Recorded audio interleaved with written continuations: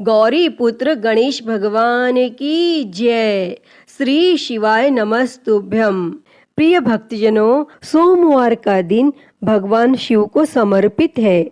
इस दिन लोग भगवान शिव के लिए व्रत रखकर पूरे दिन भूखे रहकर भगवान शिव को प्रसन्न करने की कोशिश करते हैं। जो व्यक्ति सोमवार के दिन पूजा करते हैं उन्हें मनोवांछित फल अवश्य मिलता है। सोमवार व्रत के दिन भगवान शिव के पूजन के पश्चात सोमवार व्रत की कथा पढ़नी अथवा सुननी चाहिए, क्योंकि इसके बिना यह व्रत अधूरा माना जाता है। तो आइए हम सुनते हैं सोमवार व्रत की कथा। तो आप सभी भक्तजन इस कथा को पूरी श्रद्धा, ध्यान पूर्वक और प्रसन्न चित्त मन से सुनिए। तो आप सभी प्रेम से बोलिए, श्री उमापति शंकर भगवान की जय, सर्वदेवी देवता की जय। एक बार की बात है, माता पार्वती शिवजी को पति रूप में प्राप्त करने के लिए घोर तप कर रही थी और उनके तप को देखकर देवताओं ने शिवजी से देवी की मनोकामना को पूर्ण करने की प्रार्थना की। तब शिवजी ने माता पार्वती जी की परीक्षा लेने सप्त ऋषियों को भेजा और सप्त ऋषियों ने शिवजी के सैकड़ों अवगुण गिनाए, परंतु पार्वती जी को महादेव के अलावा किसी और से विवाह मंजूर नहीं था। भक्तजनों, विवाह से पहले सभी वर अपनी भावी पत्नी को लेकर आश्वस्त होना चाहते हैं। इसीलिए भगवान शिवजी ने स्वयं भी पार्वती जी की परीक्षा लेने की ठानी और भगवान शंकर प्रकट हुए और पार्वती जी को वरदान देकर अंतर ध्यान हुए।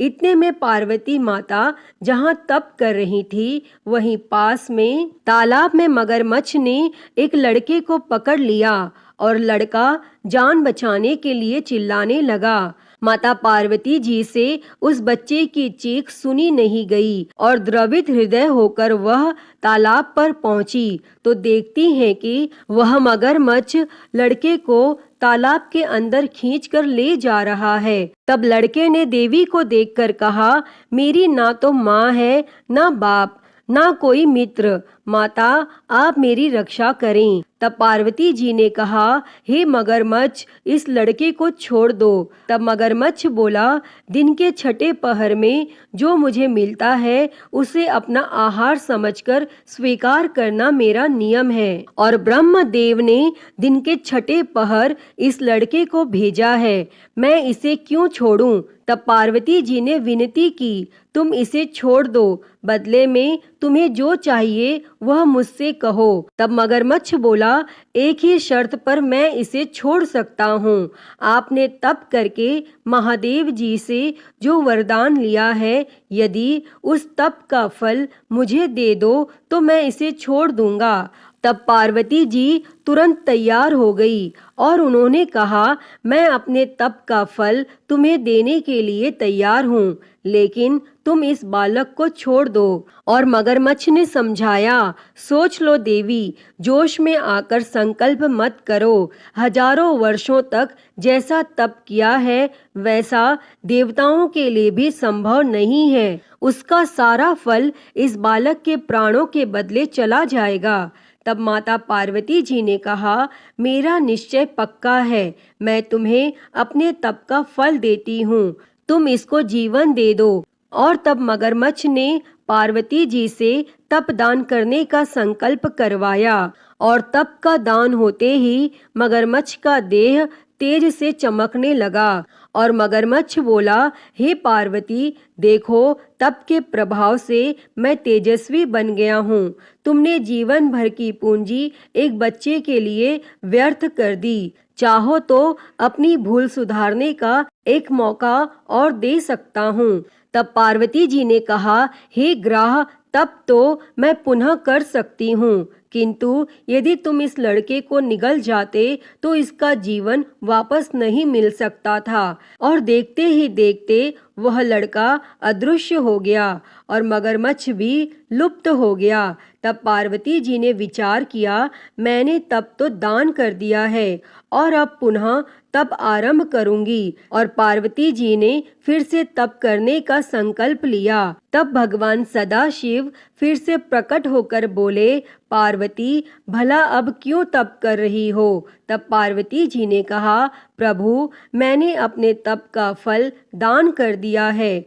आपको पति रूप में पाने के संकल्प के लिए मैं फिर से वैसा ही घोर तप कर आपको प्रसन्न करूंगी। और तब महादेव जी बोले, मगरमच्छ और लड़के दोनों रूपों में मैं ही था, और तुम्हारा चित्त प्राणी मात्र में अपने सुख दुख का अनुभव करता है या नहीं, इसकी परीक्षा लेने को मैंने यह लीला रची थी। अनेक रूपों में दिखने वाला मैं एक ही हूँ।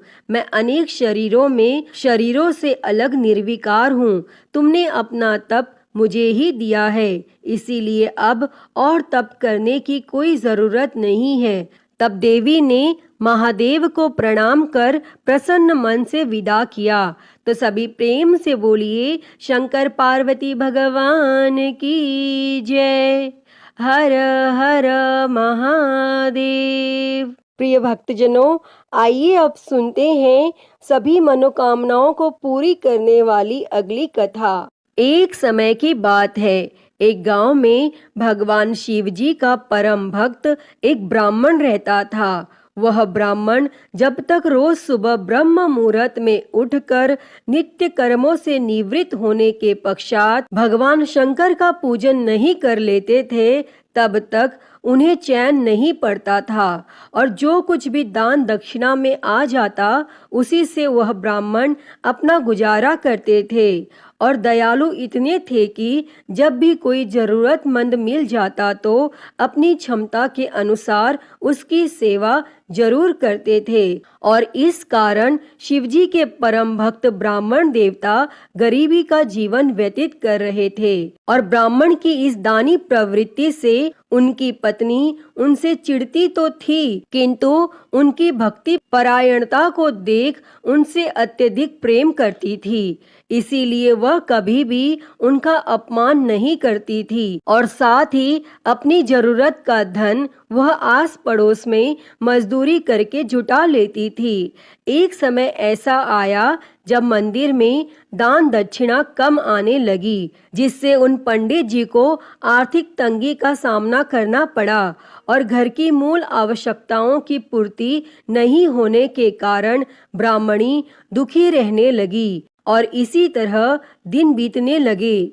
एक दिन महाशिवरात्रि का दिन आया और उस दिन भी पंडित जी हमेशा की तरह ब्रह्म मुहूर्त में उठकर नित्य कर्मों से निवृत्त होने के लिए नदी की ओर चल दिए। संयोग से उस समय उस राह से पार्वती जी और शिवजी गुजर रहे थे। तब अचानक से पार्वती जी की नजर उस ब्राह्मण पर पड़ी। और आज पंडित जी महाशिवरात्रि को लेकर इतने उत्साहित नहीं थे जितने कि अक्सर हुआ करते थे। और तब पार्वती जी को बात समझते देर नहीं लगी और उन्होंने भगवान शिव जी से कहा, हे भगवान, यह ब्राह्मण देवता प्रतिदिन आपकी उपासना करते हैं, फिर भी आपको इसकी चिंता नहीं है। और पार्वती जी की बात सुनकर शिवजी बोले, देवी, अपने भक्तों की चिंता मैं नहीं करूँगा तो कौन करेगा? तब पार्वती जी बोली, तो हे महादेव, आपने अब तक इसकी सहायता क्यों नहीं की? तब शिवजी बोले, देवी, आप निश्चिंत रहिए। अब तक उसने जितने बिल्व पत्र शिवलिंग पर चढ़ाए हैं, वही बिल्व पत्र आज रात्रि में उसे धनपति बना देगा। और यह बातचीत करके पार्वती जी और शिवजी तो चल दिए, किंतु संयोग तो देखिए, उसी समय उस राह में एक व्यापारी गुजर रहा था और उसने छुपकर शिवजी और पार्वती जी का वार्तालाप सुन लिया। तब व्यापारी ने अपना दिमाग चलाया, अगर बिल्व पत्र से ब्राह्मण धनपति हो सकता है तो फिर मैं क्यों नहीं हो सकता। और यही सोच वह ब्राह्मण के घर पहुंच गया और ब्राह्मण से बोला, पंडित जी, आपने अब तक जितने भी बिल्व पत्र शिव पूजन में चढ़ाए हैं वह सब मुझे दे दीजिए और बदले में मैं आपको 100 स्वर्ण मुद्राएं दूंगा। तब पंडित जी ने अपनी पत्नी से पूछा तो वह बोली, पुण्य का दान ठीक तो नहीं है, किंतु अगर आपका मन करे तो दे दीजिए, और हमें धन की जरूरत है, इसीलिए दे दीजिए। और तब पंडित जी ने सारे बिल्व पत्र बोरे में भरकर सेठ जी को दे दिए, और बिल्व पत्रों का बोरा लेकर सेठ जी पहुंच गए मंदिर, और शिवलिंग पर चढ़ाकर देखने लगे कि कब शिवजी कृपा करेंगे और कब वह और धनपति बन जाएगा। तब प्रतीक्षा करते करते सेठ जी को आधी रात हो गई, और सेठ जी चमत्कार देखने के लिए बहुत उतावले हो रहे थे, और आखिर में तीसरा पहर गुजरने के बाद सेठ जी के सब्र का बांध टूट ही गया, और क्रोध में आकर सेठ जी ने शिवलिंग को झंझोरने लगे। फिर अचानक ही चमत्कार हुआ, और सेठ जी के हाथ शिवलिंग से ही चिपके रह गए। तब उन्होंने बहुत प्रयास किया, किंतु हाथ हिले तक नहीं। थक हार कर सेठ जी शिव जी से क्षमा याचना करने लगे, तो शिव जी बोले, हे लोभी सेठ, जिस ब्राह्मण से तूने यह बिल्व पत्र खरीदे हैं उसे 1000 स्वर्ण मुद्राएं दे, तब जाकर तेरे हाथ छूटेंगे। और प्रातः काल जब पंडित जी पूजन के लिए आए तो उन्होंने देखा कि सेठ जी के हाथ शिवलिंग से चिपके हुए हैं और सेठ जी रो रहे हैं। तब उन्होंने पूछा तो सेठ बोला, पंडित जी, शीघ्रता से मेरे बेटे को 1000 स्वर्ण मुद्राएं लेकर मंदिर आने को कहिए। तब पंडित जी ने सेठ के बेटे को बुलाया, और सेठ ने वह स्वर्ण मुद्राएं ब्राह्मण को दिलवा दी। तब जाकर सेठ के हाथ शिवलिंग से छूटे, और यह देखकर पार्वती जी शिवजी से पूछती हैं, हे नाथ, आपने अब तक अपने भक्त को कोई धन नहीं दिया। तब शिवजी बोले, देवी, मेरे पास कहाँ धन है जो मैं दूंगा, किंतु मेरा भक्त अब गरीब नहीं है, यह तुम स्वयं देख लो। और 1000 स्वर्ण मुद्राएं मिलने के बाद ब्राह्मण और ब्राह्मणी सुखी से अपना जीवन यापन करने लगे। अतः हे भगवान शिव जी, हे माता पार्वती, जैसी कृपा आपने उस ब्राह्मण पर की, ऐसी ही कृपा इस कथा को कहते, सुनते और हुंकारा भरते सभी पर करना। तो सभी प्रेम से बोलिए, शंकर पार्वती भगवान की जय। तो प्रिय भक्तजनों, आइए अब मनोकामनाओं को पूरी करने वाली दूसरी कथा को सुनते हैं। इस कथा को सुनने से ही व्रत संपूर्ण माना जाता है। उससे पहले आप सभी प्रेम से बोलिए, भगवान भोलेनाथ की जय, माता पार्वती की जय। किसी नगर में एक साहूकार रहता था। उसके घर में धन की कोई कमी नहीं थी, लेकिन उसकी कोई संतान नहीं थी, जिस वजह से वह बेहद दुखी था। पुत्र प्राप्ति के लिए वह भगवान शिव के प्रत्येक सोमवार का व्रत रखता था और पूरी श्रद्धा के साथ शिवालय में जाकर भगवान शिव और माता पार्वती जी की पूजा करता था। उसकी भक्ति देखकर माँ पार्वती प्रसन्न हो गईं और भगवान शिव से उस साहूकार की मनोकामना पूर्ण करने का निवेदन किया। पार्वती जी की इच्छा सुनकर भगवान शिव जी ने कहा कि हे पार्वती, इस संसार में हर प्राणी को उसके कर्मों के अनुसार फल मिलता है और उसके भाग्य में जो हो उसे भोगना ही पड़ता है। लेकिन माता पार्वती जी ने साहूकार की भक्ति का मान रखने के लिए उसकी मनोकामना पूर्ण करने की इच्छा जताई। तब माता पार्वती के आग्रह पर भगवान शिव जी ने साहूकार को पुत्र प्राप्ति का वरदान तो दे दिया, लेकिन साथ ही यह भी कहा कि उसके बालक की आयु केवल 12 वर्ष होगी। तब माता पार्वती और भगवान शिवजी की इस बातचीत को साहूकार सुन रहा था। उसे ना तो इस बात की खुशी थी और ना ही गम। वह पहले की ही भांति भगवान शिवजी की पूजा करता रहा और कुछ समय उपरांत साहूकार के घर एक पुत्र का जन्म हुआ। जब वह बालक 11 वर्ष का हुआ तो उसे पढ़ने के लिए काशी भेज दिया गया। साहूकार ने पुत्र के मामा को बुलाकर उसे बहुत सारा धन दिया और कहा कि तुम इस बालक को काशी विद्या प्राप्ति के लिए ले जाओ और मार्ग में यज्ञ करवाते जाना।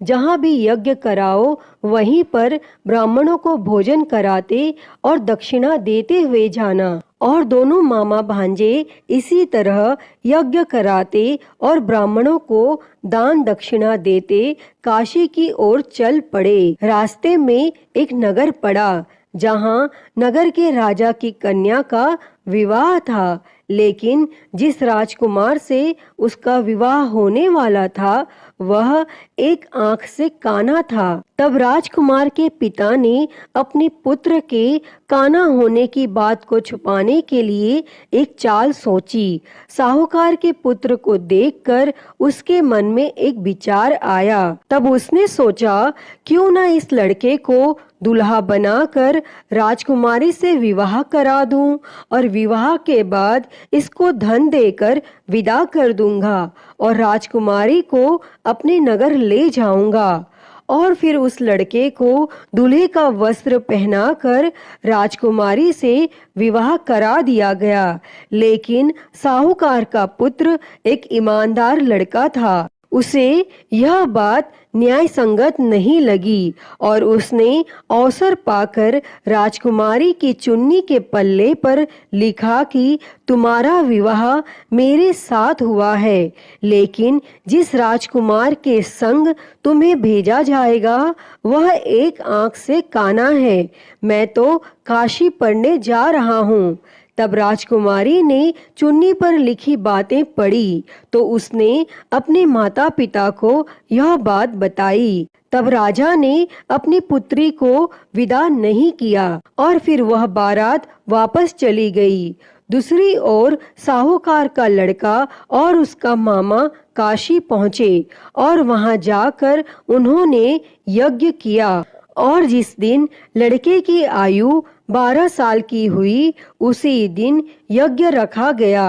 लड़के ने अपने मामा से कहा कि मेरी तबीयत कुछ ठीक नहीं है। तब मामा ने कहा कि तुम अंदर जाकर सो जाओ और भगवान शिवजी के वरदानानुसार कुछ ही क्षणों में उस बालक के प्राण निकल गए और मृत भांजे को देखकर उसके मामा ने विलाप शुरू किया। संयोगवश उसी समय भगवान शिवजी और माता पार्वती उधर से जा रहे थे। तब माता पार्वती ने भगवान शिवजी से कहा, प्राणनाथ, मुझे इसके रोने के स्वर सहन नहीं हो रहे। आप इस व्यक्ति के कष्ट को अवश्य दूर करें। और जब भगवान शिवजी मृत बालक के समीप गए तो वह बोले कि यह तो उसी साहूकार का पुत्र है जिसे मैंने 12 वर्ष की आयु का वरदान दिया था। अब उसकी आयु पूरी हो चुकी है। लेकिन मातृभाव से विभोर माता पार्वती ने कहा कि हे महादेव, आप इस बालक को और आयु देने की कृपा करें, अन्यथा इसके वियोग में इसके माता पिता भी तड़प तड़प कर मर जाएंगे। और फिर माता पार्वती के आग्रह पर भगवान शिवजी ने उस लड़के को जीवित होने का वरदान दिया और शिवजी की कृपा से वह लड़का जीवित हो गया। और फिर शिक्षा समाप्त करके वह लड़का अपने मामा के साथ अपने नगर की ओर चल दिए और दोनों चलते हुए उसी नगर में पहुँचे जहाँ उसका विवाह हुआ था। और उस नगर में भी उन्होंने यज्ञ का आयोजन किया। तब उस लड़के के ससुर ने उसे पहचान लिया और महल में ले जाकर उसकी आव भगत की और अपनी पुत्री को उसके साथ विदा किया। और इधर भूखे प्यासे रहकर साहूकार और उसकी पत्नी बेटे की प्रतीक्षा कर रहे थे। उन्होंने प्रण कर रखा था कि यदि उन्हें अपने बेटे की मृत्यु का समाचार मिला तो वह भी प्राण त्याग देंगे। परंतु अपने बेटे के जीवित होने का समाचार पाकर वह बेहद प्रसन्न हुए और फिर उसी रात भगवान शिवजी ने उस साहूकार के स्वप्न में आकर कहा, हे श्रेष्ठी, मैंने तेरे सोमवार के व्रत करने और व्रत कथा सुनने से प्रसन्न होकर तेरे पुत्र को लंबी आयु प्रदान की है। प्रिय भक्तों, जो कोई भी सोमवार का व्रत करता है या कथा सुनता और पढ़ता है, उसके सभी दुख दूर होते हैं और समस्त मनोकामनाएं पूर्ण होती हैं। अतः हे भगवान भोलेनाथ जी, जैसी कृपा आपने उस साहूकार के बेटे पर करी, वैसी ही कृपा इस कथा को कहते, सुनते और हुंकारा भरते सब पर करना। तो बोलिए भगवान भोलेनाथ की जय, माता पार्वती की जय। श्री शिवाय नमस्तुभ्यम। प्रिय भक्तजनों, आइए सुनते हैं श्री उमापति महादेव जी की आरती। तो सभी प्रेम से बोलिए हर हर महादेव। जय शिव ओमकारा, हो भोले भज शिव ओमकारा।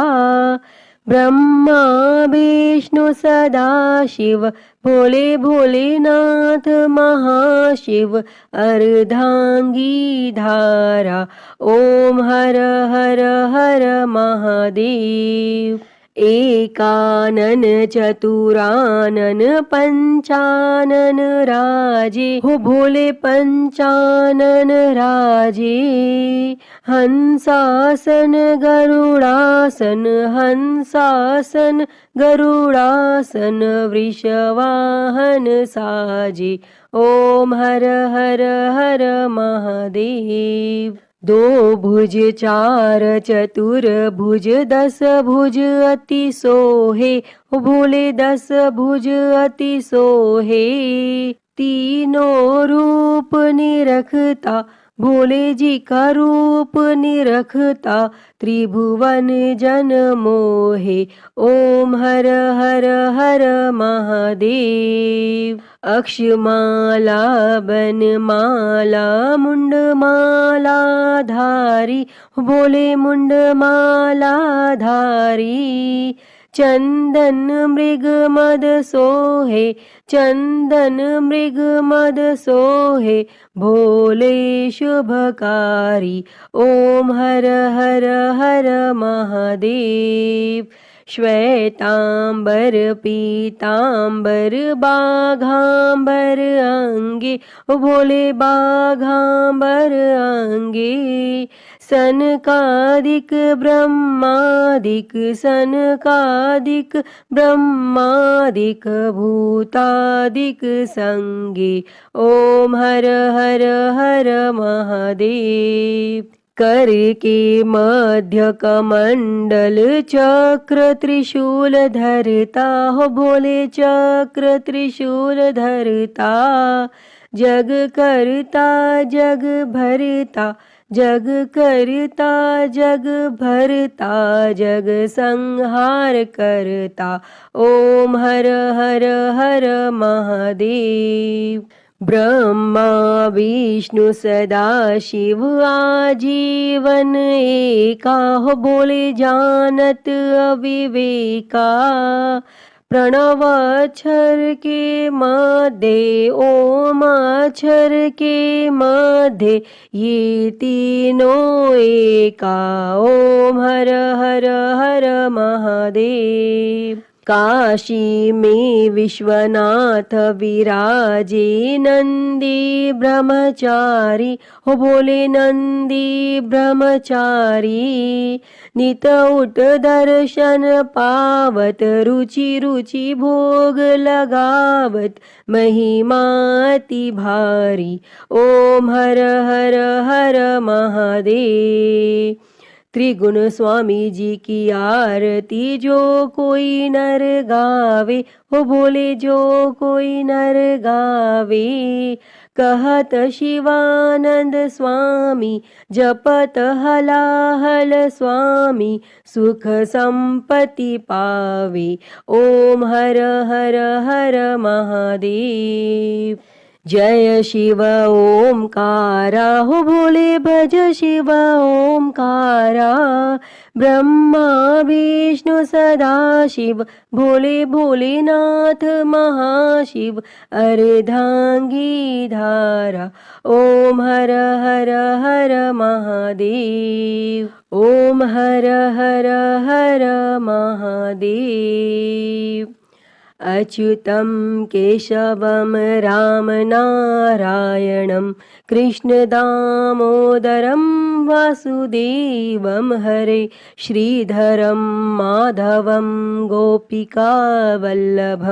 जानकी नायकं श्रीरामचन्द्रं भजे। हरे राम राम राम हरे हरे, हरे कृष्णा कृष्णा कृष्णा हरे हरे।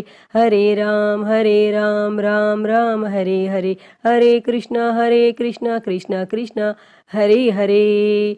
बोलिए भगवान श्री रामचंद्र जी की जय। वृंदावन बिहारी लाल की जय।